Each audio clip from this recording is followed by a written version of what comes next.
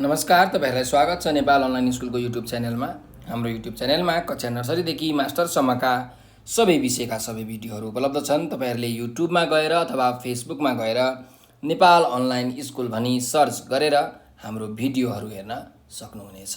र हाम्रो भिडियोलाई लाइक, सब्स्क्राइब र शेयर गरिदिनु हुन विनम्र अनुरोध गर्दै म आजको कक्षा सञ्चालन गर्न गइरहेको छु। सधैँ चाहिँ म कृष्णदास हजुरहरूको अगाडि उपस्थित भइसकेको छु र आज म तपाईहरुलाई कक्षा 10 को नेपाली विषयको एउटा सेट गराउन गइरहेको छु, जुन तपाईहरुलाई 2074 सालमा सोधिएको थियो। र यो सेटको कोड रहेको छ RE106CC। यो भन्दा अगाडि मैले यो RE106AC र 106BC को 2074 को सेटहरू गराइसकेको छु। त्यस्तै मैले 2075 को पनि 5 वटा विभिन्न प्रदेशका सेटहरू, हैन 7 वटा भनौं, विभिन्न प्रदेशका सेटहरू गराइसकेको छु। ती 7 वटा सेटका भिडियोहरू पनि तपाईहरुले हेर्नु होला। र आज चाहिँ म यसको प्रश्न नम्बर 10 देखि गर्दै छु, किनकि प्रश्न नम्बर 1 देखि प्रश्न नम्बर 9 सम्मका जुन व्याकरणको अभ्यास छ त्यसको मैले भिडियो बनाएर अलरेडी युट्युबमा हालिसकेको छु। तपाईहरुले युट्युबमा गएर नेपाल अनलाइन स्कुल नेपाली व्याकरण भनेर सर्च गर्नुभयो भने अनि फिल्टरमा गएर प्लेलिस्टमा क्लिक गर्नुभयो भने चाहिँ त्यो व्याकरणको भिडियो तपाईहरुले हेर्न सक्नुहुन्छ। त्यसो भए सुरु गरौँ हाम्रो कक्षा 10 को नेपालीको प्रश्न नम्बर 10 बाटै। दिएको गद्यांश राम्ररी पढी अन्तमा सोधिएका प्रश्नहरूको उत्तर दिनुहोस् भनेर भनिएको छ। यो जुन गद्यांश छ, गद्यको अंश, यो हामी पढौँ है त। अनि यहाँ जुन तल प्रश्नहरू छन्, 5 वटा प्रश्नहरू छन्, यी 5 वटा प्रश्नका उत्तरहरू हामी लेख्छौँ है त। अहिले विश्वमै आँखाको समस्या गम्भीर रूपमा देखा परेको छ। बढ्दो प्रविधिसँगै आँखा रोगीहरूको सङ्ख्या पनि बढ्दैछ। मोतीबिन्दु, जलबिन्दु, उच्च रक्तचाप, मधुमेह र चोटपटकका कारण आँखाको दृष्टिशक्ति हराउँछ र मानिसमा दृष्टिविहीनता देखा पर्छ। चस्मा दोष पनि दृष्टिविहीनताको अर्को कारण हो भने कैयौँ मानिसमा जन्मदै दृष्टिविहीनता देखा पर्छ। आँखाको दृष्टिशक्तिलाई बचाइराख्न खानपान र आहार विहारमा एवं जीवन शैलीमा ध्यान दिनुपर्छ।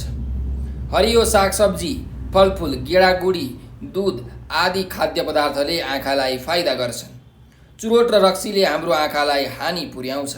लामो समयसम्म मोबाइल र कम्प्युटरमा बस्दा र धेरै समय टेलिभिजन हेर्दा पनि आँखाको दृष्टिशक्ति कमजोर हुन्छ। यसरी समस्यामा परेका आँखाका रोगीहरूलाई सन्दुक रोहितले तिलगङ्गा आँखा केन्द्रलाई कर्मथलो बनाएर सेवा प्रदान गरिरहेका छन्।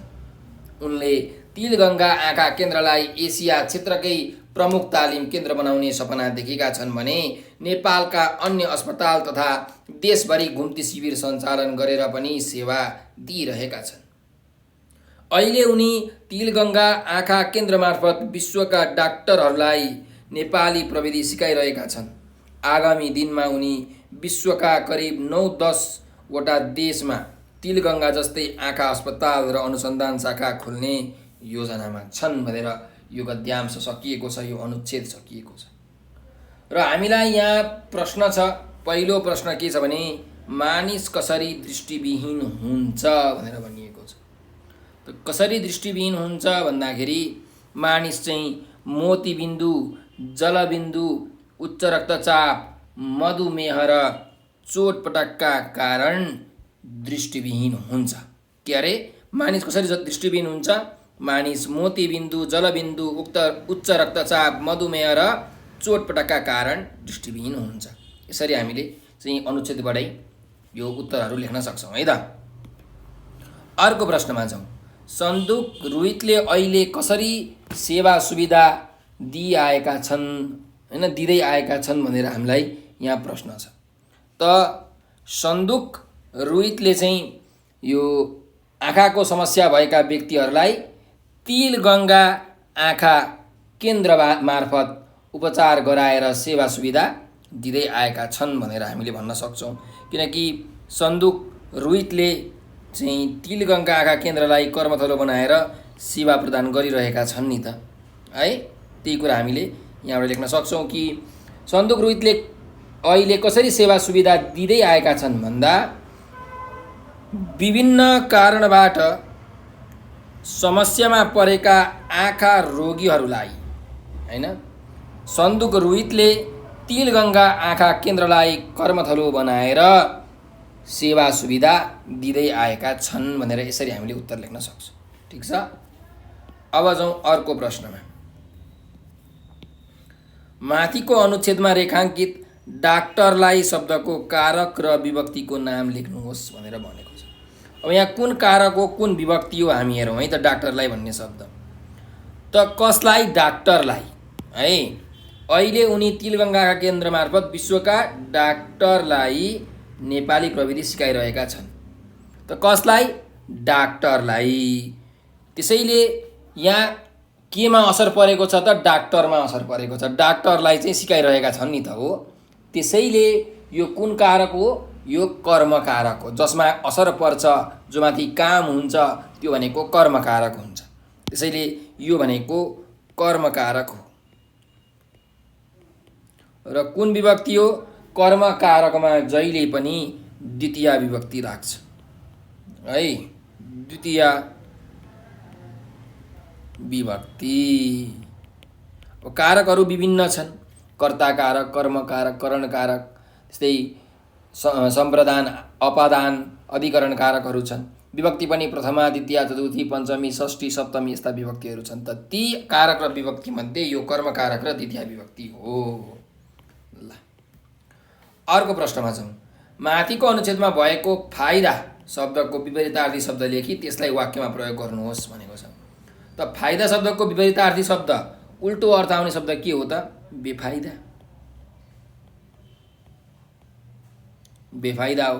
अब यो चाहिँ बेफाइदा भन्ने शब्दलाई प्रयोग गरेर हामीले वाक्य बनाउन सक्छौँ। त के गर्न सक्छौँ भने निरन्तर काम गरिरहने व्यक्तिले फाइदा वा बेफाइदा दुवैलाई खासै महत्त्व दिँदैनन्। यसरी हामीले वाक्य बनाउन सक्छौँ। ठिक छ।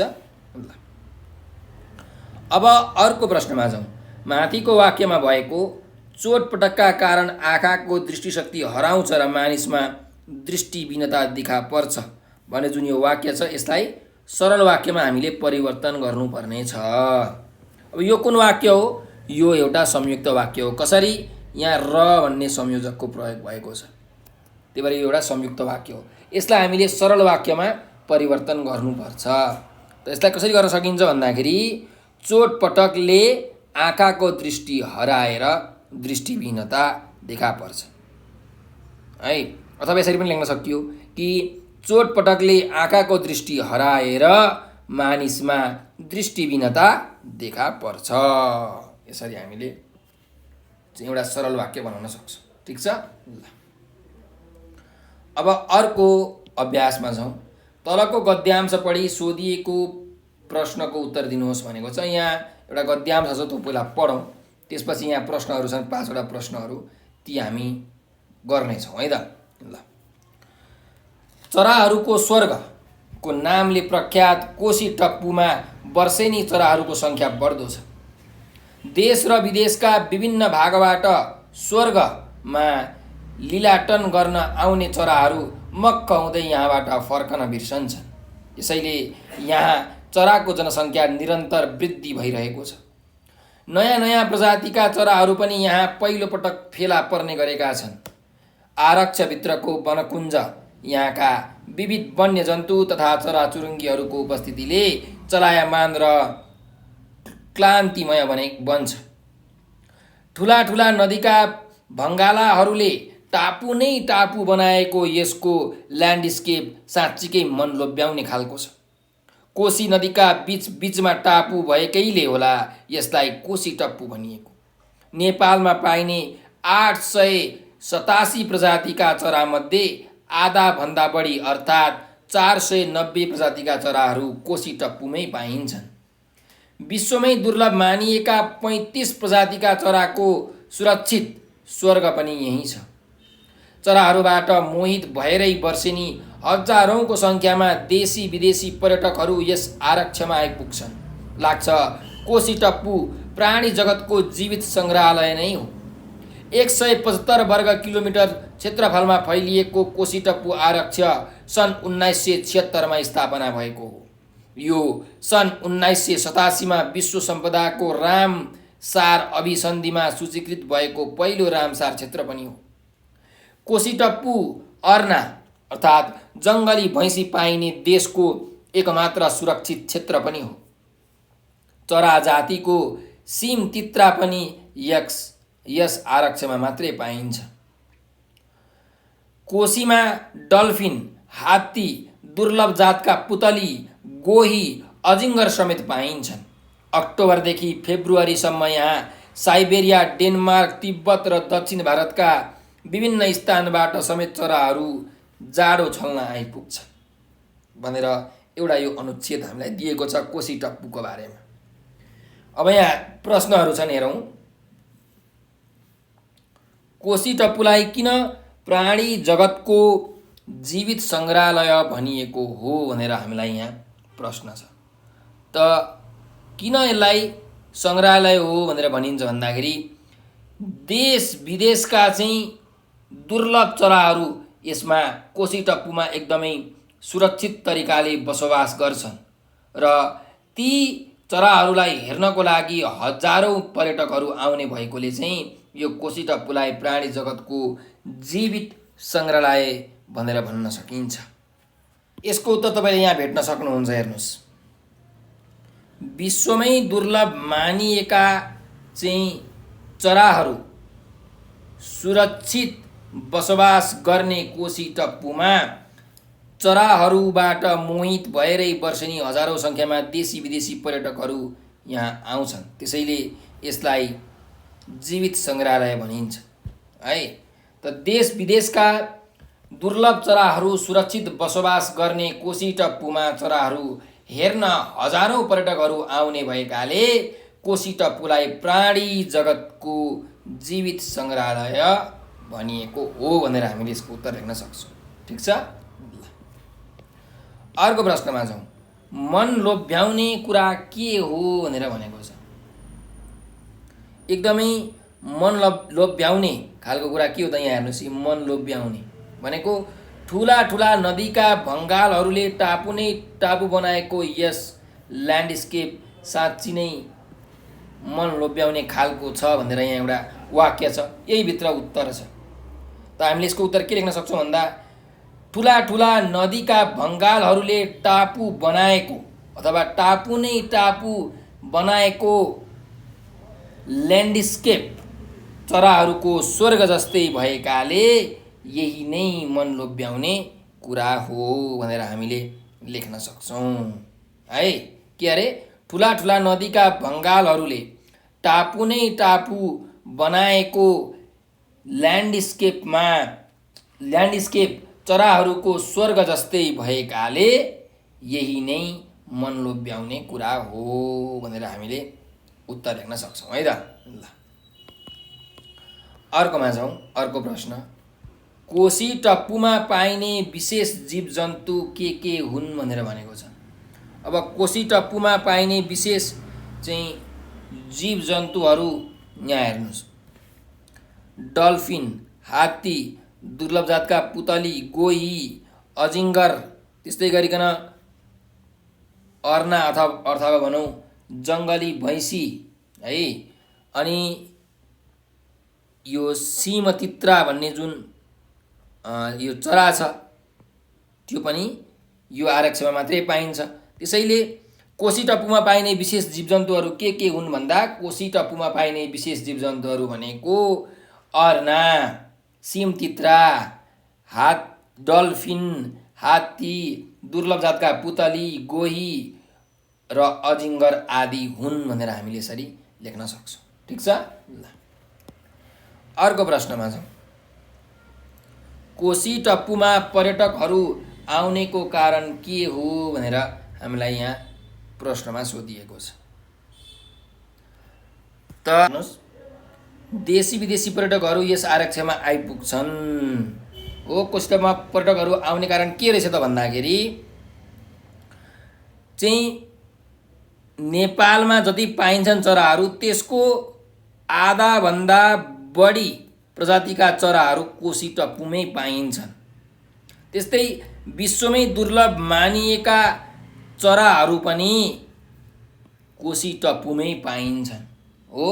त्यस्तै अनेक प्रकारका पशु पक्षीहरू पनि यहाँ पाइने भएकोले चाहिँ पर्यटकहरू यहाँ आउँछन् कोशी टप्पूमा। त्यसैले कोशी टप्पूमा पर्यटकहरू आउने कारण के हो भन्दा देश विदेशका दुर्लभ चराहरू, नेपालकै पनि आधाभन्दा बढी प्रजातिका चराहरू लगायत अनेकौँ पशुपक्षीहरू पाइने भएकाले तिनलाई हेर्नका लागि कोशी टप्पूमा पर्यटकहरू आउने गरेका छन् भनेर हामीले यसको उत्तर लेख्न सक्छौँ। ठिक छ। ल अब हामी अर्को प्रश्नमा जाउँ।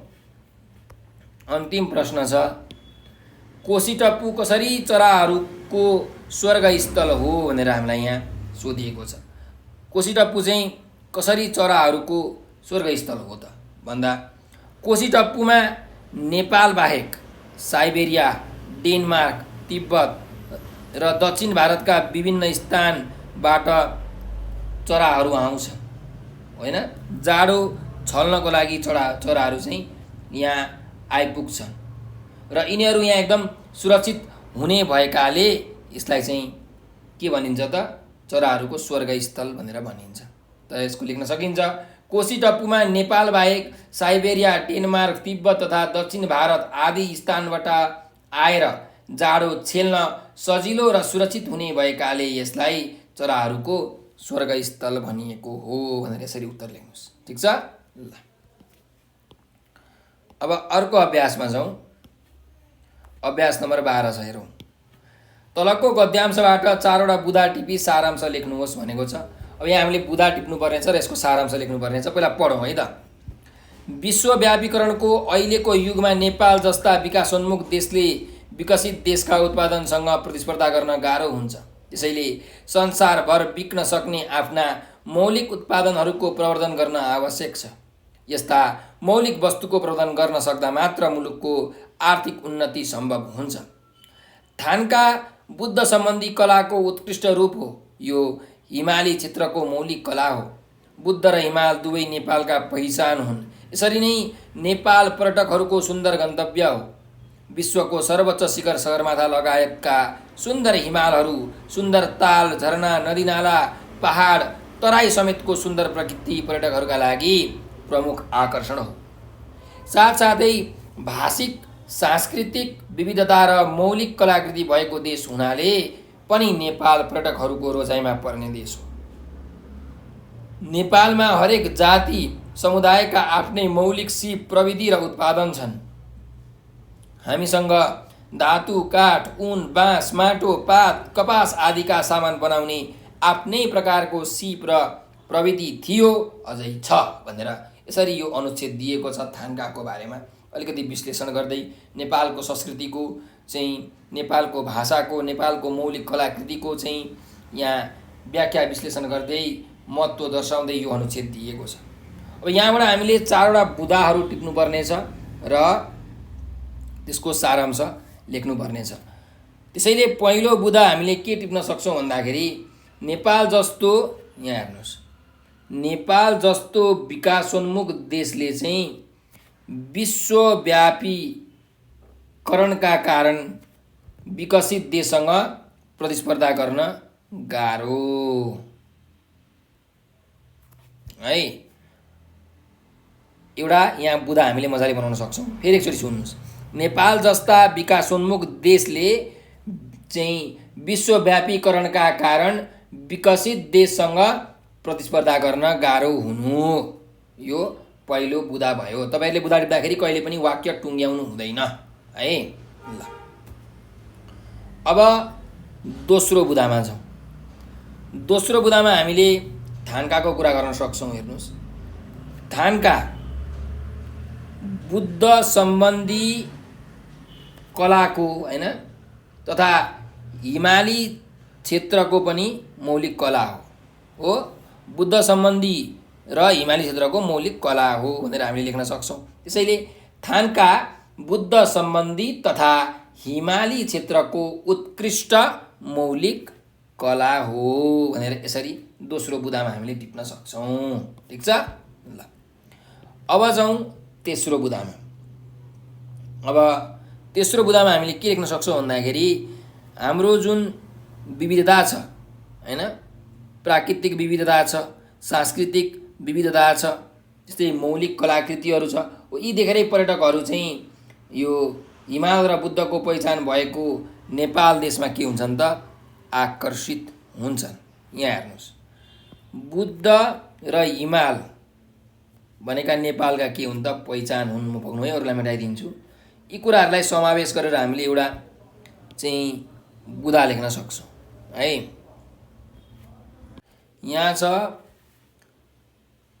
प्रकृति, सुन्दर प्रकृति पर्यटकहरूका लागि प्रमुख आकर्षण हुनु, त्यस्तै सांस्कृतिक विविधता हैन, भाषिक सांस्कृतिक विविधता।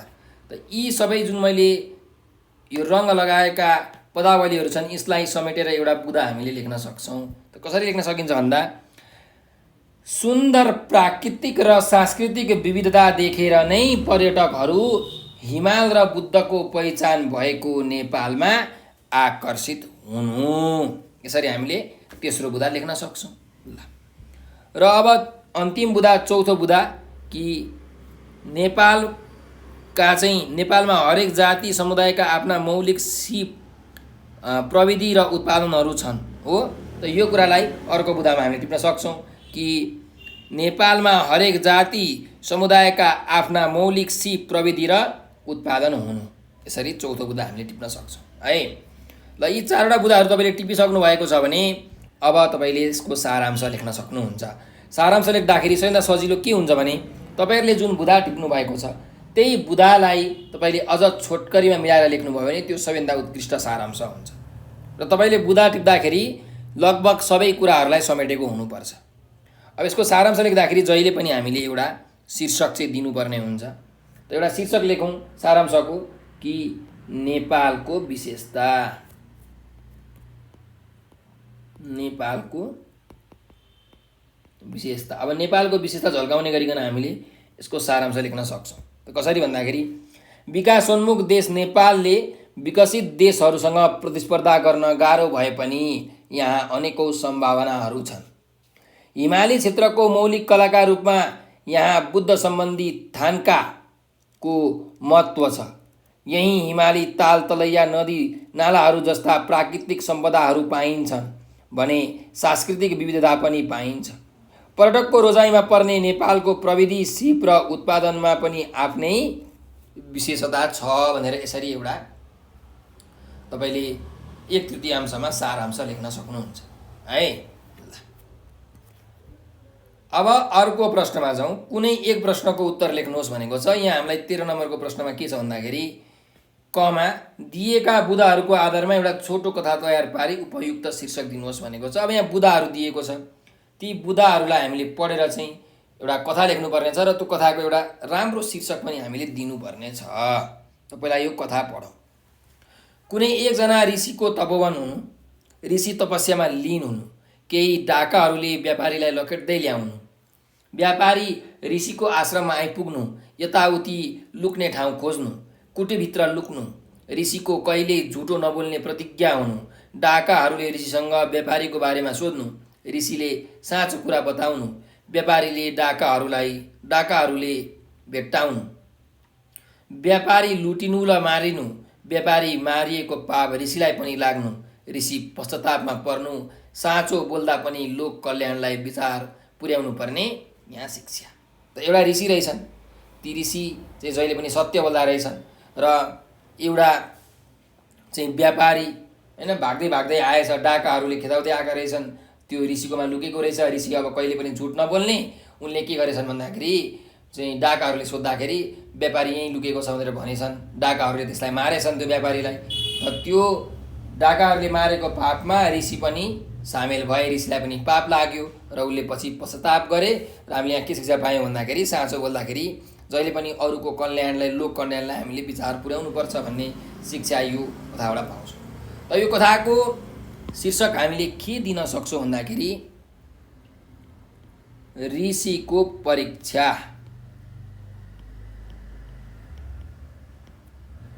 हैन, ऋषिको परीक्षा भनेर यसरी हामीले एउटा शीर्षक दिन सक्छौँ। अब तपाईँलाई अरू कुनै शीर्षक मन पर्यो भने त्यो शीर्षक पनि तपाईँले राख्न सक्नुहुन्छ, तर शीर्षक अलिकति छोटो मिठो हुनुपर्छ है। ल अब यसको कथा यसरी लेख्न सकिन्छ कि कुनै ठाउँमा एउटा सुन्दर तपोवन थियो। त्यहीँ एकजना ऋषि तपस्यामा लीन भएर तपस्या गरिरहेका थिए। एक्कासी उनले डाकाहरूले एकजना व्यापारीलाई लकेट्दै ल्याएको देखे। त्यसबेला व्यापारीलाई साथ दिने कोही थिएन। व्यापारीले आत्तिँदै भन्यो, गुहार गुहार मलाई बचाउनुहोस्। ऋषिको आश्रममा आइपुगेका व्यापारीले यताउता गर्दै लुक्ने ठाउँ खोजे। नभन्दै आश्रममा व्यापारीले लुक्ने ठाउँ पाएर उनी लुके। ऋषिले कहिल्यै झुटो नबोल्ने प्रतिज्ञा गरेका थिए। उनलाई डाकाहरूले व्यापारीका बारेमा सोद्धा उनी असमञ्जसमा परे। व्यापारी आफ्नो आश्रममा लुकेका छन् भनौँ भने व्यापारीको ज्यान जान सक्थ्यो, नभनौँ भने आफ्नो प्रतिज्ञा भङ्ग हुने डर ऋषिका मनमा उत्पन्न भयो। आखिर उनले तपस्या भङ्ग गर्न उचित ठानेनन् र साँचो कुरा बताइदिए। डाकाहरूले सजिलै व्यापारीलाई भेटे। डाकाहरूले व्यापारीको सबै सम्पत्ति लुट्नुका साथै उनको हत्या समेत गरे। व्यापारी मारिनुमा ऋषिको पनि हात रह्यो। त्यसैले गर्दा उनलाई पनि पाप लाग्यो। आफ्नै कारणले व्यापारीको हत्या हुन गएका कारण ऋषिले पश्चाताप गरे। साँचो बोल्दा लोक कल्याणलाई पनि मनन गर्नुपर्ने रहेछ भन्ने ऋषिलाई थाहा भयो। लोक कल्याणलाई विचार नपुर्याउँदा ज्यान जोखिममा पर्ने र पश्चाताप गर्नुपर्ने अवस्था सिर्जना हुने कुरा ऋषिको व्यवहारले देखाउँछ। त्यसैले यस कथाबाट हामीले चाहिँ जहिले पनि साँचो बोल्दाखेरि लोक कल्याणलाई विचार पुर्याउनु पर्छ भन्ने सन्देश यस कथाबाट हामीले पाउँछौँ। अब हामी अर्को प्रश्नमा छौँ है त। सैद्धान्तिक ज्ञानभन्दा व्यवहारिक ज्ञान राम्रो भन्ने विषयको पक्षमा विपक्षी मतको खण्डन गर्दै आफ्नो गहकिला तर्कहरू प्रस्तुत गर्नुहोस् भनेर भनेको छ। हामीलाई यहाँ एउटा वाद विवादको प्रश्न छ र यो वाद विवादको विषय छ सैद्धान्तिक ज्ञानभन्दा व्यवहारिक ज्ञान राम्रो। सैद्धान्तिक ज्ञान भनेको जुन सिद्धान्तको ज्ञानहरू हुन्छ, हामीले जुन पढेका ज्ञानहरू हुन्छौँ त्यसलाई सैद्धान्तिक ज्ञान भनिन्छ। र व्यवहारिक ज्ञान भनेको चाहिँ हाम्रो व्यवहारमा देखिने, हाम्रो चाहिँ यो बाहिर देखिने जुन व्यवहार छ हो त्यो ज्ञानलाई व्यवहारिक ज्ञान भनेर भनिन्छ। अब यो जुन विषय छ यो विषयको चाहिँ पक्षमा हामीले बोल्नु पर्यो। पक्षमा भनेको व्यवहारिक ज्ञान नै राम्रो हो भनेर हामीले भन्नु पर्यो है। त जहिले पनि वाद विवाद सुरु गर्नुभन्दा अगाडि हामीले सम्बोधन गर्नुपर्ने हुन्छ। त्यो वाद विवादमा भएका सभाका अध्यक्ष, त्यहाँ निर्णायक मण्डलहरू हुन्छन्, समय सूचक मानिस हुन्छन् होइन। समय सूचकज्यूलाई हामीले सम्बोधन गर्नुपर्छ। गुरुवर्गहरू हुन्छन्, साथीहरू हुन्छन्, सबैलाई हामीले सम्बोधन गर्नुपर्ने हुन्छ। त्यसैले यसरी लेख्नु पर्यो कि आदरणीय सभाध्यक्ष महोदय, उपस्थित निर्णायक मण्डल, गुरुवर्ग तथा सम्पूर्ण मित्रहरू, आजको यस वाद विवाद प्रतियोगितामा म सैद्धान्तिक ज्ञानभन्दा व्यवहारिक ज्ञान ठुलो हो भन्ने विषयका पक्षबाट आफ्ना तर्कहरू प्रस्तुत गर्न गइरहेको छु। मेरा पूर्ववक्ता मित्रले व्यवहारिक ज्ञानभन्दा सैद्धान्तिक ज्ञान ठुलो हो भन्नुभयो। म उहाँहरूको भनाइसँग बिल्कुल सहमत छैन। मेरा विचारमा सैद्धान्तिक ज्ञानभन्दा व्यवहारिक ज्ञान ठुलो हो। सैद्धान्तिक ज्ञान भनेको सिद्धान्तसँग सम्बन्धित वा सिद्धान्तमा आधारित ज्ञान हो। यो मानिसको ग्रहण गर्ने ज्ञान पक्षसँग मात्रै सम्बन्धित छ। सैद्धान्तिक ज्ञान कोरा खालको हुन्छ। सैद्धान्तिक ज्ञानबाट शास्त्रीय कुरा त थाहा हुन्छ, त्यसको प्रयोगात्मक पक्षका बारेमा पटक्कै थाहा हुँदैन। त्यसैले सैद्धान्तिक ज्ञानभन्दा व्यवहारिक ज्ञान नै ठुलो हो। सभाध्यक्ष महोदय, व्यवहारिक ज्ञान भनेकै व्यवहारमा आइपर्ने व्यवहार सम्बन्धी ज्ञान हो। जीवनको लामो यात्रामा अनेकौँ कुराहरू आइलाग्छन्, त्यसबेला सैद्धान्तिक ज्ञानले काम गर्दैन। व्यवहारिक ज्ञान हासिल गरेको छ भने मानिसले जुनसुकै समस्याहरू आइपरे पनि सहज रूपमा समाधान गर्न सक्छ। संसारका कतिपय व्यक्तिहरू व्यवहारिक ज्ञानकै कारणले सफलताको शिखर चुम्न सफल भएका छन्। व्यवहारिक ज्ञान भएको मानिसले घर परिवार सञ्चालन गर्ने, सामाजिक व्यवहारहरू पुरा गर्ने र राजनीति, सांस्कृतिक, आर्थिक जुनसुकै पक्षमा आइपरेका कुराहरूलाई समाधान गर्न सक्छ। तर सैद्धान्तिक ज्ञान भएका मानिसबाट यस्ता समस्याहरू समाधान हुन सम्भव छैन। अन्त्यमा म के कुरा जोड दिन चाहन्छु भने सैद्धान्तिक ज्ञानले जीवनको एउटा सानो बाटोको प्रतिनिधित्व गर्छ भने व्यवहारिक ज्ञानले समग्र जीवनको नै प्रतिनिधित्व गर्छ। अतः सैद्धान्तिक ज्ञानभन्दा व्यवहारिक ज्ञान नै उपयोगी वा राम्रो हो भन्ने कुरा स्वतः सिद्ध छ भन्दै मेरो भनाइ यतिमै अन्त्य गर्न चाहन्छु। धन्यवाद भनेर यसरी तपाईँहरूले यो वाद विवाद लेख्न सक्नुहुन्छ। अब भाइ बहिनीहरू हामी अर्को प्रश्नमा जाउँ। प्रश्न नम्बर 14मा छ कुनै एक उदाहरणको सप्रसङ्ग व्याख्या गर्नुहोस् भनेर भनेको छ। त यहाँ हामीलाई पाठबाट यहाँ उदाहरण दिएको छ। पहिलो उदाहरण छ मेरो विचारमा जननी र जन्मभूमि स्वर्गभन्दा पनि महान छन् भनेर भनेको छ। यो चाहिँ हामीलाई जुन जन्मभूमि भन्ने कथा छ त्यो जन्मभूमि भन्ने कथाबाट दिएको हो। त्यसैले यसको व्याख्या गर्दा यो कति बेला कसले कसलाई भनिएको हो, कुन प्रसङ्गमा यो वाक्य आएको हो, त्यो सबै कुरा हामीले समेट्नुपर्ने हुन्छ। र तपाईँले यस जुन पाठ छ जन्मभूमि यसका लेखक को हुन् तिनको बारेमा पनि लेख्नुपर्ने हुन्छ। त्यसैले यसको व्याख्या गर्दाखेरि यसरी गर्नु पर्यो कि माथि दिएको अत्यन्त सारगर्भित बनाई कक्षा 10 को नेपाली पाठ्य पुस्तक अन्तर्गत जन्मभूमि शीर्षकको पौराणिक विषयवस्तुमा आधारित कथाबाट उद्धृत गरिएको हो। यस कथालाई लेखक सुधा त्रिपाठीको समूहले तयार पारेको हो।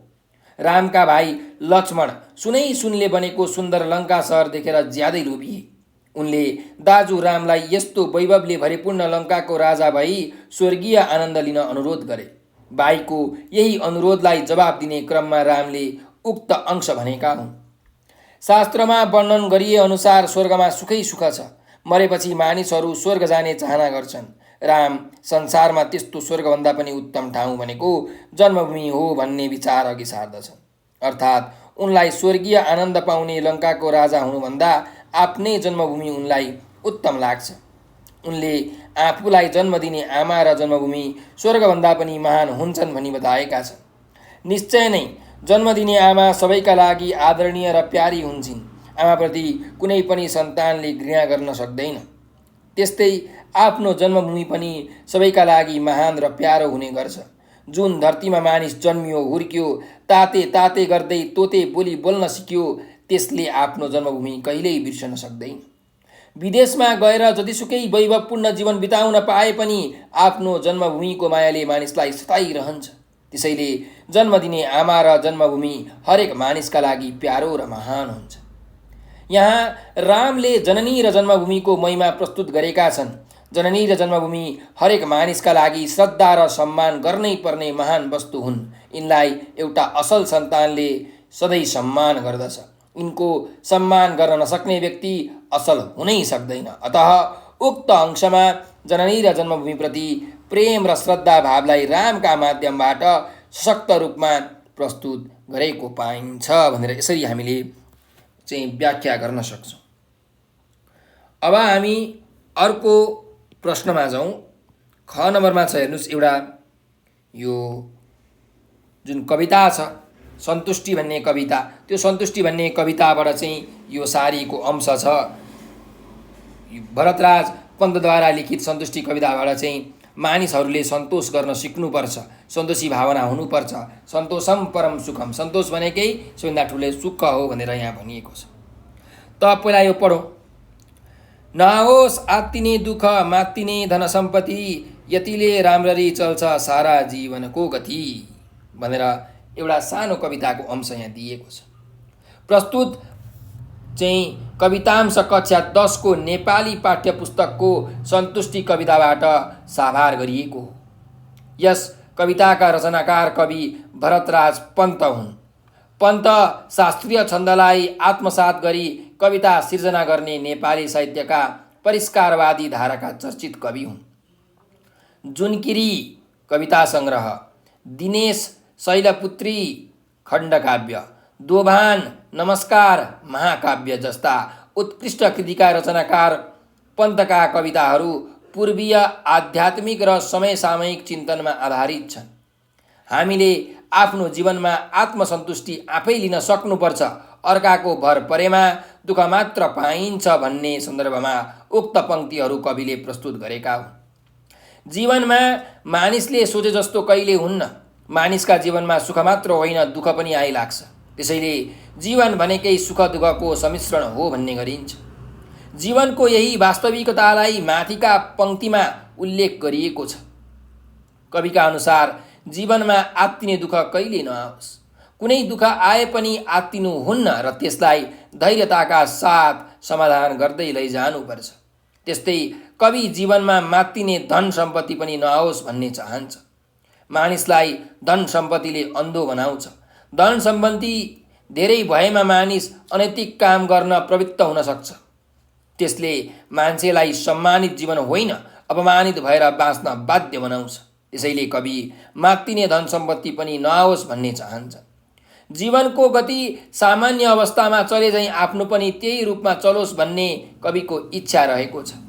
निश्चित रूपमा मानिस दुःख आइलाग्दा स्वभावैले आत्तिने गर्दछ। त्यस्तै सोचे भन्दा बढी धन सम्पत्ति आएमा पनि ऊ मात्तिने गर्दछ। यस्ता दुवै कुरा जीवनमा नआउन् र जीवन सहज रूपमा चलिरहोस् भन्ने कविको सरल तर महत्त्वपूर्ण चाहना उक्त पंक्तिमा व्यक्त गरिएको छ भनेर यसरी हामीले यसको व्याख्या गर्न सक्छौँ। त्यसै गरी भाइ बहिनीहरू, अब हामी अर्को अभ्यासमा जाउँ। तलका कुनै 2 प्रश्नको उत्तर दिनुहोस् भनेर भनेको छ र यहाँ क नम्बरमा सोधिएको छ कि तलको कथांश पढी अन्त्यमा सोधिएका प्रश्नको उत्तर दिनुहोस्। त यो कथांश हामी पढौँ पहिला है त। केही बेरपछि मोटर निर्मलको ढोकामा पुगेर उभियो। रामु लुगाको पोको झुन्ड्याएर तलामा उक्ले। खोपामा टुकीको धमिलो बत्ती बलिरहेको। निर्मल, हरि र वसुधाहरू मैला लुगा लगाएर खाट मुनिको सुकुलमा बसेर तरकारीसँग चिउरा फाक्न लागेका। निर्मल अत्यन्त दुब्ला, छुस्सदारी पालेका। हरि र वसुधा पनि ओइलाएका फूल जस्ता कान्तिहीन, घर एकदम श्रीहीन। यो सबै दृश्य देखेर रामुका गहभरि आँसु आयो। मनमा भने, शिव शिव, मैले आफ्ना परिवारको कति ठुलो अनिष्ट गरेँ। परमेश्वर, म कृतज्ञ हुँ, मेरो पौरखलाई धिक्कार छ भनेर एउटा यहाँ कथांश दिएको छ। यो कथांश चाहिँ कक्षा 10 को नेपाली किताबको चाहिँ प्रत्यागमन भन्ने जुन कथा छ त्यो कथाबाट उद्धृत गरिएको हो, साभार गरिएको। र हामीलाई यहाँ प्रश्न सोधिएको छ 2टा प्रश्न। पहिलो प्रश्न छ, रामुले किन म कृतज्ञ हुँ भनेको हो? कृतज्ञ भनेको चाहिँ अरूले गरेको जुन व्यवहार छ, राम्रो कुरा छ, त्यसलाई नदेख्ने मानिसलाई हामी के भन्छौँ? कृतज्ञ भनेर भन्छौँ। त्यसैले रामुले चाहिँ किन म कृतज्ञ हुँ भनेको भन्दाखेरि मातृ पितृ स्नेह प्रदान गर्ने भाउजू र दाजुप्रति रामुले खुबै पश्चाताप गरेका छन्। कुनै सहारा नभएपछि मानिसले ईश्वरको पुकार गर्छ। त्यस्तै अवस्था रामुको भएको छ। उनलाई हुर्काउने, माया दिने र पढाउने जस्ता अति नै महत्त्वपूर्ण काम गरेर सक्षम बनाउने दाजु भाउजूप्रति उनले गद्दारी गरे। दाजु भाउजूले गरेको उपकार उनले चटक्कै बिर्से। उनकै कारण दाजुको घरमा गरिबीले डेरा जमायो। उनी दाजु भाउजूप्रति कृतज्ञ नबनेका भए दाजु भाउजूको अवस्था यस्तो दयनीय र टिटलाग्दो हुने थिएन। जति नै पौरख गरे पनि त्यस अवस्थामा उनी आफूलाई धिक्कार्छन्। उनलाई आफू कर्तव्यच्युत भएकोमा हुनसम्म पछुतो भएको छ। माथिको अभिव्यक्तिबाट रामुले गल्ती महसुस गरेको बुझिन्छ। गल्तीलाई दोहोर्याउनुको सट्टा त्यसलाई महसुस गर्दै सच्याउनु मानिसको महानता हो। त्यस्तै महानताको भाव रामुले यहाँ प्रकट गरेका छन्। आफूलाई माया गर्ने दाजु भाउजूलाई चिन्न नसक्दा रामुले आफू कृतज्ञ भएको कुरा बताएको पाइन्छ भनेर यसरी तपाईहरुले उत्तर लेख्न सक्नुहुन्छ। त्यसै गरिकन यहाँ अर्को प्रश्न छ, यस कथांशको मूल सन्देश के हो भनेर हामीलाई सोधिएको छ।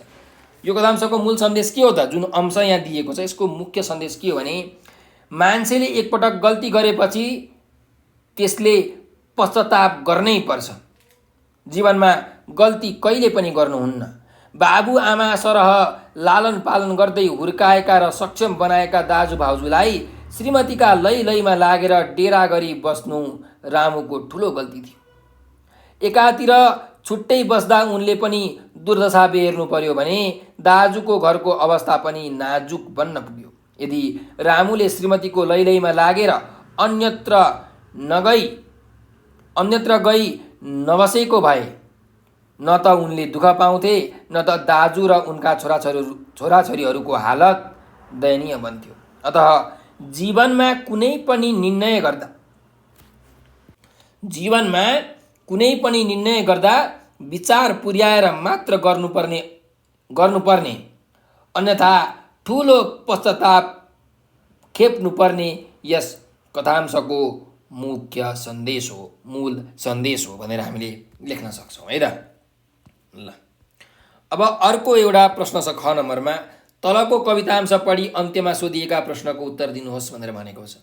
अब यहाँ जुन कवितांश दिएको छ यो चाहिँ हाम्रो कक्षा 10 को नेपाली किताबको म सडक बोल्दैछु भन्ने कविताबाट उद्धृत गरिएको हो। यो कविताका चाहिँ रचयिता कवयित्री पारिजात हुन्। त पहिला यो कवितांश पढौँ। मलाई झुर सडक, खत्तम र रद्दी सडक भन्नेहरू आफूलाई कुखुराको गुलाबी फुल सम्झेर सुरक्षित घुमफिर गर्नेहरू, जसलाई सोध्नुपर्ने हो उनीसँग सोध सडक किन यस्तो भयो।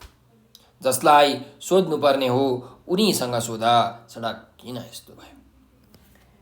अब यहाँ पुछारमा दुईटा प्रश्नहरू छन्। पहिलो प्रश्नमा जाउँ, सडकलाई सबैले किन गाली गर्छन् भनेर भनेको छ। त सडक आफैमा एउटा निर्जीव वस्तु हो। यसलाई जथाभावी प्रयोग गरेर बिगार्ने काम मानिसले नै गर्छ। त्यही सडकलाई मानिस झुर, खत्तम र रद्दी भन्दै गाली गर्छन्। सडक आफै झुर, खत्तम र रद्दी हुने होइन। यसलाई जथाभावी प्रयोग गर्दा र यसको निर्माणमा ख्याल नराख्दा यसको अवस्था कमजोर हुने गर्छ। तसर्थ मानिसले गैर जिम्मेवार बनी निर्दोष सडकलाई झुर, खत्तम र रद्दी भन्दै विशेषणयुक्त शब्द प्रयोग गरेर सडकलाई सबैले गाली गर्छन् भनेर हामीले यसको उत्तर लेख्न सक्छौँ। त्यसै गरिकन अर्को प्रश्न छ, सडकमा बेथिति किन आउँछ।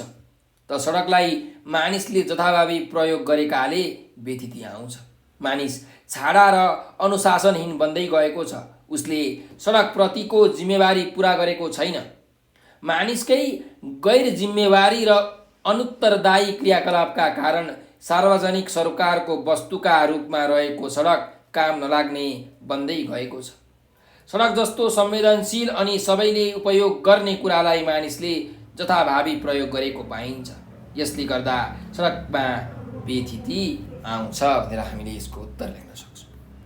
त्यसै गरी यहाँ अर्को ग नम्बरमा प्रश्न छ, तल दिएको निबन्धांश पढी अन्त्यमा सोधिएका प्रश्नको उत्तर दिनुहोस् भनेको छ। यो निबन्धांश हामी पढौँ है त। पहिला, धानका कलाको उत्कृष्ट रूप त हुँदै हो, साथसाथै यो सुन्दर प्रविधि पनि हो। यसका लागि सर्वप्रथम सरेस बनाइन्छ। सरेस भनेको जनावरको छाला पानीमा उमालेर बनाइएको चिप्लो बाक्लो झोल हो। त्यसपछि सरेसमा कमेरो माटो हालेर पकाइन्छन्। एक प्रकारको गम जस्तो माड तयार पारिन्छ। त्यो माडलाई फ्रेममा तन्काएको सेतो कटन वा सिल्क कपडामा दलिन्छ र सुकाइन्छ। यसरी बनाइएको कपडालाई तन्काएर 3-4 पटकसम्म चिल्लो ढुङ्गा वा शङ्खले घोटिन्छ। यसो गर्दा कपडा चिल्लो हुन्छ र कोर्न योग्य हुन्छ भनेर यहाँ एउटा सानो निबन्धांश अनुच्छेद हामीलाई दिएको छ। यो अनुच्छेद चाहिँ हाम्रो कक्षा 10 को नेपाली किताबको थान्का भन्ने जुन पाठ छ, जुन निबन्ध छ, त्यो निबन्धबाट यहाँ उद्धृत गरिएको हो। त हामी यहाँ प्रश्नहरू जाउँ। प्रश्नहरूमा पहिलो प्रश्न छ, थान्का चित्र बनाउन प्रयोग हुने सरेस कसरी बनाइन्छ भनेर हामीलाई यहाँ सोधिएको छ। त कलाको उत्कृष्ट रूप मानिएको थान्का बनाउनुभन्दा पहिले सरेस बनाइन्छ। यो थान्का चित्र बनाउन प्रयोग गरिने वस्तु हो। जनावरको छाला पानीमा उमालिएर बनाइएको चिप्लो अनि बाक्लो झोल नै सरेस हो। त्यो बाक्लो झोल बनाइसकेपछि कमेरो माटो हालेर पकाइन्छ। त्यसपछि त्यो एक प्रकारको गम जस्तो माड तयार हुन्छ। यसरी निकै लामो प्रविधिबाट थान्का चित्र बनाउन प्रयोग हुने सरेस बनाइन्छ भनेर हामीले यसको उत्तर लेख्न सक्छौँ। त्यस्तै गरिकन अर्को प्रश्न छ, चित्र बनाउने कपडामा सरेस किन दल्नुपर्छ भनेर भनेको छ। त थान्का जस्तो कलाको उत्कृष्ट नमुना तयार गर्न धेरै कुराको आवश्यकता पर्छ। फ्रेममा तन्काएर राखेको सेतो कटन वा सिल्क कपडामा सरेस दलेर सुकाइन्छ। जब त्यस कपडालाई तन्काएर 3-4 पटकसम्म चिल्लो ढुङ्गा वा शङ्खले घोटिन्छ तब त्यो कपडा चिल्लो हुन्छ। त्यसपछि मात्र थान्का कोर्न त्यो कपडा योग्य बन्छ।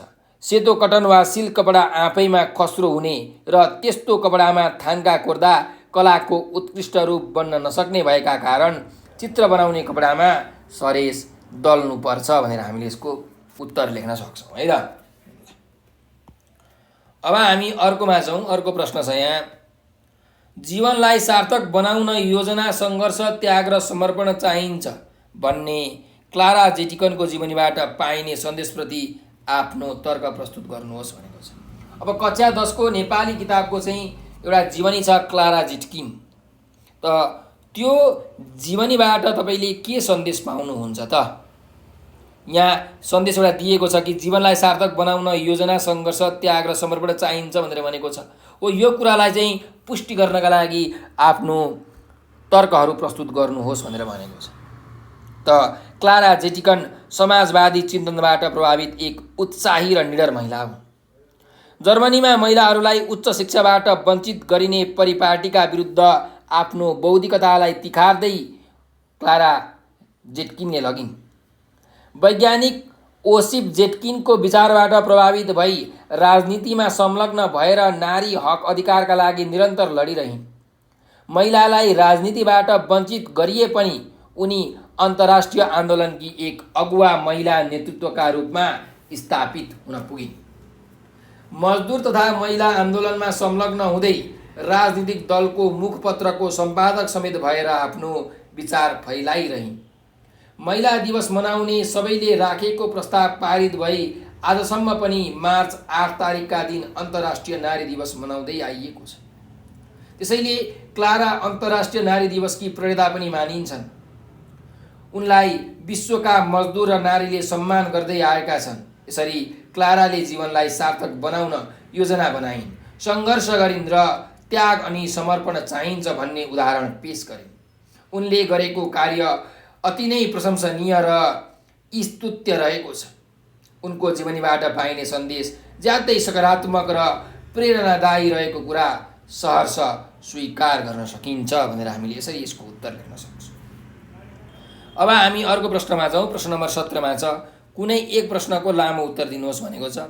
क नम्बरमा हेर्नुहोस्, यहाँ एउटा प्रश्न छ कि वर्षा कविताको तलको कवितांश पढी सोधिएको प्रश्नको उत्तर दिनुहोस् भनेर भनेको छ। यो जुन कविता छ यो कविताको एउटा यहाँ छोटो अंश छ। यो अंश हामी पढौँ। यो बेला हो रसमिलनको प्राप्तिको यो चाड, यो गानाको गगन जनको कल्पनाको बहाड, यो पौडीको सुख जलधिमा फुल रातो असारे, झण्डी सम्झी मुजुर मन भई पिश्चमा रङ्ग धारे भनेर यसरी एउटा कवितांश लेखिएको छ।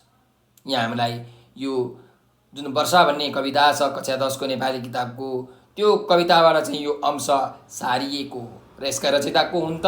महाकवि लक्ष्मीप्रसाद देवकोटा। त हाम्रो यहाँ एउटा प्रश्न छ, वर्षा कवितामा चाहिँ कविले वर्षायामको वर्णन कसरी गरेका छन्? त्यसको उत्तर यसरी लेख्नु पर्यो कि कवितामा कविले वर्षायामको वर्णन कसरी गरेका छन् भन्दा सुरुमा चाहिँ तपाईहरुले यो कविको परिचय दिनु पर्यो। ठीक छ, यो कस्तो खालको कविता हो वर्षा कविता, त्यसको विषयमा परिचय दिनु पर्यो र बिस्तारै बिस्तारै वर्षाको बारेमा व्याख्या विश्लेषण गर्दै हामीले चाहिँ यो कवितामा वर्षायामको वर्णन कसरी गरेको छ भनेर खुलाउँदै जानु पर्यो। त्यसैले आधुनिक नेपाली साहित्यका क्षेत्रमा स्वच्छन्दवादी काव्यधाराका अग्रणी प्रतिभा लक्ष्मीप्रसाद देवकोटाद्वारा लिखित वर्षा शीर्षकको कवितामा वर्षा ऋतुका बेला प्रकृति र मानवमा देखिने परिवर्तनलाई अत्यन्त भावुकताका साथ प्रस्तुत गरिएको छ। देवकोटा स्वयं प्रकृति प्रेमी कवि हुन्। उनलाई प्रकृतिका हरेक गतिविधिले भावुक र संवेदनशील बनाइदिन्छ। उनी प्रकृतिसँग मजाले दोहोरो कुराकानी गर्न सक्छन्।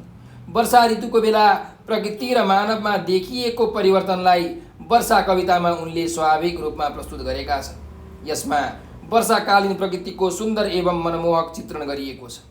नेपाली साहित्यका एक बहुमुखी प्रतिभा देवकोटाले फुटकर कवितादेखि महाकाव्यसम्मको यात्रा गरेका छन् भने निबन्ध, नाटक, कथा, उपन्यास जस्ता विधामा पनि कलम चलाएका छन्। यिनको कविता र निबन्धका क्षेत्रमा विशिष्ट योगदान रहेको छ। स्वच्छन्दवादी काव्यधाराका अग्रणी प्रतिभा देवकोटाका काव्य कविताहरूमा प्रकृति, मानव र ईश्वरको त्रिपक्षीय सम्बन्ध रहेको कुरा उल्लेख गरिएको छ। अत्यन्त भावुक र कल्पनाका धनी देवकोटाले वर्षा कवितामा वर्षा ऋतुका बेला प्रकृति र मानव जीवनमा परिवर्तन आएको कुरा उल्लेख गरेका छन्। ग्रीष्म ऋतुका बेला सूर्यको प्रचण्ड तापले शुष्क बनेका बोट बिरुवाले वर्षा ऋतुको आगमनसँगै जीवन बाँच्न सञ्जीवनी प्राप्त गर्दछन्। प्रकृतिले आफ्नो रूप फेर्दछ। किसानले लगाएको बाली नली सप्रिन थाल्दछ। घाँस पात दुबो आदि वनस्पतिहरूमा हरियाली छाउँछ। वर्षा भएपछि यो वर्ष राम्रो होस्, बाली नाली सप्रियोस् भन्ने सबैले सदिच्छा राख्छन्। यस्तो बेला समुद्र रूपी युवकको शक्तिशाली हृदयको सङ्गीतको प्रेमपूर्वक खेल देख्न सकिन्छ। अर्थात् अद्भुत किसिमको प्राकृतिक सङ्गीतको सौन्दर्य यस बेला प्रस्फुटित हुन पुग्दछ। वर्षा ऋतुले ल्याएको उमङ्ग र आनन्दको क्षणलाई प्रस्तुत गरिएको उक्त पङ्क्तिमा जटिल तत्सम शब्द तृण, हरा, परावार, प्रभु हृदय, सङ्गीत र कबुली केली जस्ता कविद्वारा निर्मित शब्दहरूका माध्यमबाट प्रकृति प्रेमको भावलाई यहाँ प्रस्तुत गरिएको छ। मन्दाक्रान्त जस्तो शास्त्रीय छन्द र अन्त्यानुप्रयास युक्त भाषा शैलीका माध्यमबाट कविले प्रकृतिप्रतिको उच्च प्रेमलाई सक्त र प्रभावकारी रूपमा प्रस्तुत गरेका छन्। वर्षा भएपछि प्रकृति र मानवमा थुप्रै परिवर्तनहरू देखा पर्छ। आकाशभन्दा बादलहरू मडारिनु र गज्रिनु अनि वर्षात हुनु जस्ता प्रकृतिमा देखिने परिवर्तन हुन्। वर्षात भएपछि खहरे र खोलानाला सङ्गीत भर्दै सुसाउन थाल्दछन्। उता मानवमा वर्षातले आशा र उमङ्गको भाव सञ्चार गरिदिन्छ। कृषकहरू आफ्ना औजार बोकेर घरबाट बाहिरिन्छन्। खेतका गरामा युवा युवतीहरू उत्साह र उमङ्गका साथ कृषि कर्ममा तल्लीन भएर लाग्दछन् र आनन्दको अनुभूति पनि त्यत्तिकै गर्दछ। मानवमा उत्साह भरिदिने र भविष्यप्रति मिठो आशा जगाई कर्ममा लाग्नलाई प्रेरित गर्ने पनि वर्षा ऋतुले गर्दछ। वर्षा भएपछि प्रकृति र मानवमा यिनै परिवर्तनहरू देखा पर्दछन् भनेर हामीले यस प्रश्नको उत्तर लेख्न सक्दछौँ। त भाइ बहिनीहरू, अब हामी अर्को प्रश्नमा जाउँ। ख नम्बरको प्रश्न छ, हेर्नुहोस्। माउजङ बाबु साहेबको कोट कथाको तलको अंश पढी सोधिएको प्रश्नको उत्तर दिनुहोस् भनेर भनिएको छ। यो जुन एउटा यहाँ कथाको अंश दिएको छ, यो हामीले कक्षा 10 को नेपाली किताबको चाहिँ माउजङ बाबु साहेबको कोट भन्ने कथाबाट यो कथांश यहाँ उद्धृत गरिएको हो। त्यो कथांश पढौँ। बाबु साहेबलाई त लाजै मर्नुभयो, लाजै मर्नु पर्यो। गर्दनमा त साह्रै मैलो भई कलर अलि धस्केकै छ। असह्य लाजको जालमा परि बाबु साहेबको अनुहार रातो भयो। अब त्यहाँ बसी नसक्नु भयो। कुनै तवरले 10-15 मिनट अझ अडेर आफ्नो कुरा टुङ्ग्याई छुट्टी लिएर बाबु साहेब कोठा बाहिर आए। उनी बरन्डा मुनि ओर्लेका मात्र थिए कि भित्रबाट हाँसोको समूह ध्वनि उनको कानमा पर्यो। केले यसरी हाँसो उठेको होला, कुनै कुरो त थिएन।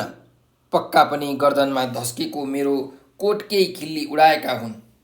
विषाद मिश्रित विवश क्रोधले बाबु साहेबको आँखा रसाएर आए। छिटो छिटो पाइला सार्दै बाबु साहेब मूल सडकमा आइपुगे भनेर यहाँ एउटा छोटो कथांश दिएको छ र एउटा यहाँ प्रश्न हामीलाई छ। माउजङ बाबु साहेबको चारित्रिक विशेषता के कस्ता देखिन्छन् उल्लेख गर्नुहोस् भनेर भनेको छ।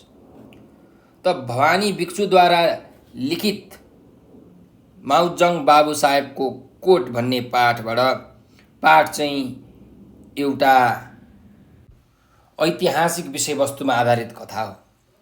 भवानी भिक्षु एक बहुमुखी प्रतिभा सम्पन्न साहित्यकार हुन्। यिनले कविता, कथा र उपन्यास जस्ता विधामा कलम चलाएका छन्। स्वच्छन्दतावादी भाव र शैली शिल्पलाई आत्मसात गरी साहित्य सिर्जना गर्ने भिक्षुले सफल मनोवैज्ञानिक कथा पनि लेखेका छन्। यिनका कथामा पात्रहरू प्राय उच्च घरानिया हुन्छन् र उनीहरू कुनै न कुनै रूपमा मानसिक रोगी हुन्छन्।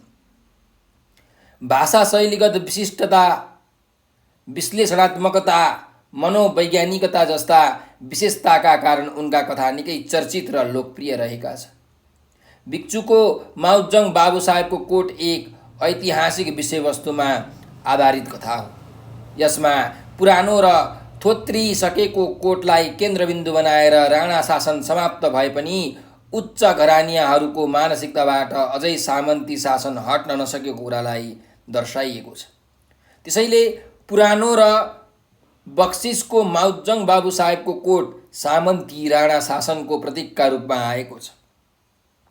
2007 सालको ऐतिहासिक पृष्ठभूमिमा संरचित यस कथामा राणा शासन समाप्त भई नयाँ युगको सुरुवात भए पनि उच्च घरानिया राणा परिवारमा देखिने धाक, रवाफ अनि एक सुखशयल जस्ता कुरा मानसिक रूपबाट उच्च घरानिया व्यक्तिहरूमा हट्न नसकेको वास्तविक अवस्थाको चित्रण यस कथामा गरिएको छ। यस कथाका प्रमुख चरित्रका रूपमा आएका माउजङ बाबु साहेब एवं उच्च घरानिया राणा परिवारका सदस्य हुन्।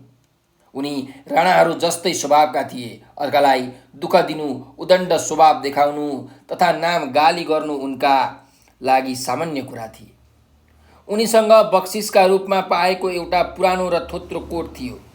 त्यसलाई उनी आफ्नो गौरव सम्झन्थे। त्यही कोट लगाएर उनी हरेक कार्यक्रममा उपस्थित हुन्थे र त्यस कोटको इतिहाससँगै आफ्नो खानदानी धाक रवाब देखाउँथे।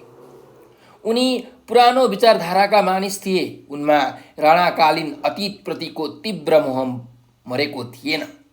राणा शासन समाप्त भई देशमा प्रजातन्त्र आइसके पनि उनमा राणाकालीन रवाफ र सुखशयलको जीवनप्रति मोह छ। उनी समयअनुसार चल्न र समायोजन हुन सक्दैनन्। उनमा आफू राणाकालीन गौरवको प्रतिनिधि हुँ भन्ने घमण्ड छ। यही थोत्रिसकेको उच्च अहमको प्रतीक बनेर उनको कोट देखा पर्छ। उनको त्यही पुरानो प्रतीकका रूपमा रहेको कोटप्रतिको अतिशय मोहका कारण उनको नराम्रोसँग पतन भएको छ। प्रजातन्त्र प्राप्ति त्यही पनि बाबु साहेबको मानसिकताबाट सामन्तीवाद अहम हट्न सकेको छैन। उनले लगाउने कोटलाई लिएर टिका टिप्पणी हुँदा उसलाई असह्य पीडा हुन्थ्यो। मानिसहरू हिम्मत गरेर मैलो पुरानो धमिलो भनेर उसलाई समाजमा उपहास गर्न थालेको भए पनि मुसु मुसु हाँसेर लाउने गर्दथे। ऊ थोत्रो र मक्किसकेको झैँ भए पनि त्यही पुरानो कोटलाई हेरेर अतीतको सम्झना गर्थ्यो। ऐतिहासिक महत्त्व बोकेको कोटलाई परचक्रीले दिएको भनी होच्याउँदा ऊ भित्रभित्रै मुरमुरुन्थ्यो। यसरी बाबु साहेबले बाहिरी रूपमा कोटलाई अघि सारेर सामन्ती धाक रवाब दिन छोडेको छैन तापनि उसको अवस्था भित्रभित्रै कमजोर बन्दै गएको छ। उसका अगाडि आएर कुरा गर्नेहरू निर्धक्क भएर उसको कोटको दुर्गति औल्याउन थालेका छन्। यसलाई उसले प्रतिकार गर्न सकेको छैन। यसले गर्दा उसको अवस्था निकै दमनीय बन्दै गएको प्रस्तुत हुन्छ भनेर हामीले यहाँ माउजङ बाबु साहेबको चरित्रको विशेषता खुलाउन सक्छौँ। त भाइ बहिनीहरू, अब हामी अन्तिम प्रश्नमा आइसकेका छौँ। त हाम्रो अन्तिम प्रश्न छ प्रश्न नम्बर 18। तलका कुनै एक शीर्षकमा कम्तीमा 150 शब्दसम्मको निबन्ध लेख्नुहोस् भनेर भनेको छ। त पहिलो छ, हेर्नुहोस्, मेरो देश मेरो गौरव। स्वच्छ सफा हिमालले सुशोभित हिम श्रृङ्खलाहरू, हरिया वन जङ्गल र कलकल गर्ने छागा छाराहरूले भरिएको मेरो देश साँच्चै नै सुन्दर, रमणीय र गौरवशाली रहेको छ। अनगिन्ती नदीहरू, खेतका फाँटहरू, टार उपत्यका र तराईले सजिएको मेरो देश अनुपम प्रकृतिको फुलबारीका रूपमा रहेको छ।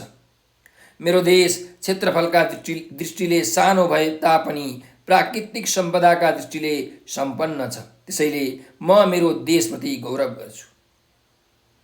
मेरो देश 4 जात 36 वर्णको साझा फुलबारी हो। गण्डकी, कोशी, कर्णाली र नारायणी जस्ता अनवरत बहने नदीहरूले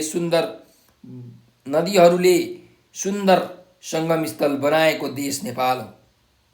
हरिया वनजङ्गल लहलहाउँदा फाँट र मनमोहक फुलहरूको सुवासिलो आधार हो। गुराँसका फुल, हिमाली वनमा पाइने नवरङ्गी डाँफे र मुनालका नाचहरूको सुन्दरताले भरिपूर्ण मेरो देश वास्तवमै संसारका लागि आकर्षक आभूषण पनि हो।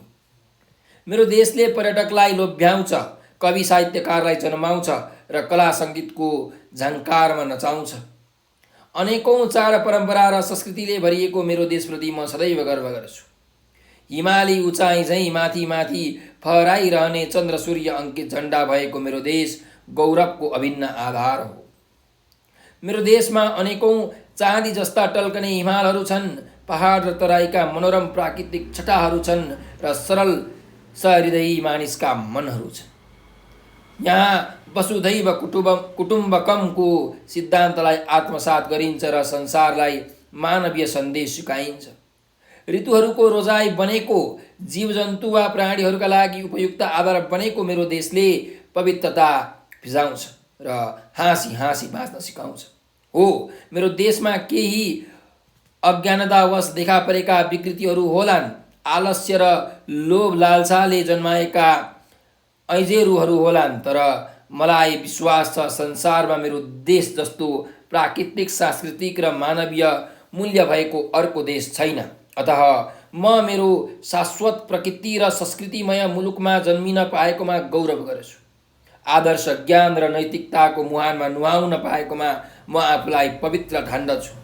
संसारलाई बुद्धको शान्ति सन्देश फैलाउन सक्ने मेरो देश सधैँ सधैँ गौरवकै रूपमा रहेको मान्दछु भनेर यसरी तपाईँले निबन्ध लेख्न सक्नुहुन्छ। त्यसै गरिकन अब अर्को यहाँ शीर्षक छ प्राकृतिक प्रकोपको न्यूनीकरण। प्रकृति स्वतः निर्मित विषय हो। यसमा सूर्य, चन्द्र, पृथ्वी, जल, आकाश, वायु, अग्नि, जीव, वनस्पति, चराचर वातावरण, काल आदिसँग गाँसिएका तमाम विषयहरू समेटिन्छन्। प्रकृतिकै सन्तुलनका कारण जीव वनस्पतिहरूको अस्तित्व रहँदै आएको छ। प्राकृतिक वस्तुहरूको आपसी सन्तुलन प्रक्रियाबाटै विश्व गतिविधि परिचालित हुने गरेको छ। प्रकृतिमा कहीँ कतै असन्तुलन वा प्रकोपको अवस्था सिर्जना हुन साथ जीवजन्तुदेखि यावत विषयहरू प्रभावित हुन पुग्दछन्। बाढी आउनु, भूकम्प जानु, अतिवृष्टि अनावृष्टि हुनु, महामारी फैलिनु, चट्याङ पर्नु, डढेरो लाग्नु, हावा हुन्डरी आउनु, समुद्री आदिहरू देखा पर्नु लगायतका तमाम विषयहरू प्राकृतिक प्रकोपका उदाहरणहरू मानिन्छ। मानव र प्रकृतिका बीच आपसी घनिष्ठ सम्बन्ध हुँदाहुँदै पनि कहिलेकाहीँ प्राकृतिक प्रकोपबाट मानव जाति निकै प्रभावित हुने गरेको छ। हुन त कतिपय प्राकृतिक प्रकोपका कारणहरू मानवबाटै देखा परेका हुन्। वातावरणको आपसी सन्तुलनका लागि प्राकृतिक नियमहरूले स्वतः काम गरिरहेका हुन्छन्। निश्चित समयमा प्रकृति जगत पनि आफ्नै किसिमबाट परिवर्तन भइरहेको हुन्छ। तर मानिसले प्रकृतिलाई आफ्नो बसमा पार्न खोज्दै कतै प्रकृतिको दोहन गरिरहेको छ भने कतै प्राकृतिक गतिविधिलाई मानिसले भङ्ग गरिरहेको छ। पहिलो कुरा, मानिसले वनविनाशलाई रोक्न सकेको छैन। वन सम्पदाकै कारण भूस्खलन, बाढी पहिरो तथा अतिवृष्टि अनावृष्टि जस्ता विषयहरू प्रभावित हुने गरेका छन्। मानिसले वातावरणलाई प्रदूषित गरिरहेको अवस्था छ। यसबाट महामारीको प्रकोप झेल्नु परिरहेको छ। आवास निर्माणका क्रममा पनि मानवीय उत्तरदायित्वको पक्ष कमजोर हुँदै गएको छ। यसरी प्राकृतिक प्रकोपहरूबाट मानिसहरूमा दिन प्रतिदिन प्रभाव बढ्दै गएको छ। यस किसिमका प्राकृतिक प्रकोपहरूको न्यूनीकरणका लागि वृक्षारोपण, नदी पोखरी आदिको संरक्षण, सुरक्षित गृह निर्माण, हरित गृह ग्यास उत्सर्जनमा नियन्त्रण, जैविक ऊर्जाको खपतमा रोक आदि कार्यहरू गर्नु अत्यन्त आवश्यक रहेको छ। जे होस्, प्राकृतिक प्रकोपहरू भइरहन्छन् भन्ने कुरा ध्यानमा राखेर तिनीहरूबाट बच्नका लागि यथासम्भव उपायहरू अपनाउनु अति आवश्यक छ। मानव बसोबासका लागि उपयुक्त क्षेत्रको पहिचान र विधिहरूको मात्र पालन गर्न सके धेरै हदसम्म प्राकृतिक प्रकोपको न्यूनीकरण गर्न सकिन्छ। वास्तवमा प्रकृति मानवको हितका लागि नै भएकाले प्रकृतिको सहजतालाई बाधा नपुर्याउने हो भने प्राकृतिक प्रकोपबाट मानव जीवन खासै प्रभावित हुने छैन भनेर यसरी हामीले प्राकृतिक प्रकोपको न्यूनीकरण भन्ने सन्दर्भमा भन्ने विषयमा निबन्ध लेख्न सक्छौँ। अर्को जाउँ फलफुल खेतीको महत्त्व। प्रकृतिले जीवजन्तुलाई आवश्यक पर्ने आहार विहारको जोहो गरेकै हुन्छ। जीवजन्तुको उदयदेखि विनाशसम्मका लागि आवश्यक पर्ने तत्त्वहरू प्रकृतिकै देनका रूपमा रहेका हुन्छन्। कतिपय जीवहरू मांसाहारी हुन्छन् भने कतिपय शाकाहारी हुन्छन्। हरेकको शरीरमा आवश्यक पर्ने तत्त्वहरू यही संसारभित्रै पाइन्छ र तिनको असर निश्चित अवस्थासम्म रहिरहन्छ। फलफुलहरू वास्तवमै कतै मानवकै लागि उत्पत्ति भएका हुन् कि मान्न सकिन्छ। अथाह जैविक विविधता र तिनै भित्रका मिठा मिठा एवं पौष्टिक फलफुलहरू मानवले सदुपयोग नगरे कसले गर्ला र? भनिन्छ अमृत भनेकै फलफुलको रस हो। फलफुलबाट मानव जीवनका लागि अत्यन्त उपयोगी पौष्टिक तत्त्व र खनिज पदार्थहरू पाइन्छ। सबै खाले vitamin, mineral, iron, phosphorus, glucose, protein, calcium आदि अनेकौँ गुणहरू पाइन्छ। कुनै किसिमको साइड इफेक्ट नहुने वस्तु संसारमा पाइन्छ भने त्यो फलफुल नै हो। त्यसैले पनि शरीरलाई हित गर्ने र कहीँ कतै अहितको सम्भावना नै नहुने भएकाले मानवका लागि फलफुलको खेती अत्यन्त आवश्यक मानिन्छ। मोटापा बढोस् वा आँखा तेजिला नहुन्, दुब्लो भइयोस् वा कमजोरीले सताओस्, खान मन नलागोस् वा खाएको नपचोस् आदि हरेक अवस्थामा फलफुलहरूको भूमिका नै उल्लेखनीय रहन्छ। त्यसैले फलफुल खेतीलाई प्राथमिकता दिनु आवश्यक छ। सबै ठाउँमा सबै खाले फलफुलहरू उत्पादन गर्न सकिँदैन, तर जहाँ जे उत्पादन गर्न सकिन्छ त्यहाँ त्यसको खेती गर्नै पर्छ। अर्को कुरा, कतिपय फलफुलहरूमा पाइने गुणहरू एकअर्कामा पनि मिल्ने भएकाले आफूले उत्पादन गर्न नसकेका फलफुलबारे त्यति चिन्ता लिनु आवश्यक हुँदैन। आफूले उत्पादन गरेको फलफुलमै त्यस्ता दुर्लभ फलफुलको गुण रहेको हुन सक्दछ। फलफुल एकातिर शारीरिक र मानसिक विकास र स्वास्थ्यका लागि आवश्यक भएकाले अथवा अर्कातिर व्यापार प्रवर्धन गर्नका लागि समेत उपयोगी भएकाले यसको खेती भइरहनु सान्दर्भिक मानिन्छ। वास्तवमा फलफुलबाट कुनै हानि नोक्सानी नै छैन। जति छ र जे छ फाइदै फाइदा छ। त्यसैले आफ्नो भूमिको र मौसमको अवस्था हेरेर सकेसम्म फलफुल लगाउने बानी बसाल्नुपर्छ। केही नभए गमलामा लगाइने फलफुलबाट पनि प्रशस्त फाइदा लिन सकिन्छ। अतः फलफुल खेती गरौँ, सही दिशा समातौँ भनेर यसरी हामीले यो जुन शीर्षक छ फलफुल खेतीको महत्त्व, यसको बारेमा यसरी निबन्ध लेख्न सक्छौँ। त भाइ बहिनीहरूलाई यो भिडियो कस्तो लाग्यो कमेन्टमा प्रतिक्रिया दिन भने नबिर्सनु होला। तपाईहरुलाई केही कुरा नबुझेको जस्तो लाग्छ, केही कुरा जान्नु भएको छैन अथवा तपाईलाई केही समस्या परेको छ, मनमा केही जिज्ञासाहरू उत्पन्न भएको छ भने सदैव यो नम्बर याद राख्नु होला र यो नम्बर 9849595895 9845955895 यो नम्बरको भाइबर, टेलिग्राम र व्हाट्सएपमा हामीलाई मेसेज पठाएर तपाईहरुले आफ्नो समस्या व्यक्त गर्न सक्नुहुन्छ। साथसाथै तपाईहरुले हामीलाई टिकटक, फेसबुक, ट्विटर र इन्स्टाग्राममा पनि फलो गर्न सक्नुहुन्छ।